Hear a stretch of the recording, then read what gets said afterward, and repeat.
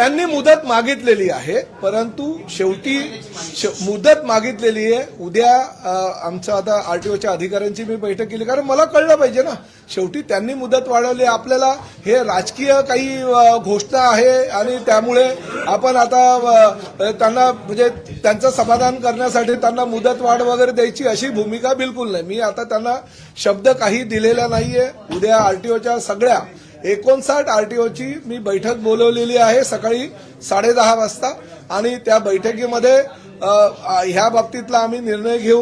त्यांनी मुदतवाढ जर मागितली असेल, मी आधीच घोषणा केली होती की तुम्हाला जर शिकवणी पाहिजे असेल शिकवणी द्यायला तयार आहे. तुम्हाला जर काही स्वयंसेवी संस्थांची मदत पाहिजे असेल तर ती मदत द्यायला तयार आहोत. तुम्हाला जर मुदत पाहिजे असेल तर ती आम्ही मुदत द्यायला तयार आहोत, परंतु मुजोरी चालणार नाही. आम्ही व्यवसाय करू, धंदा करू, परंतु आम्ही मराठी बोलणार नाही. ही जर भाषा तुमची असेल तर ती भाषा परिवहन मंत्री म्हणून मी सहन करणार नाही.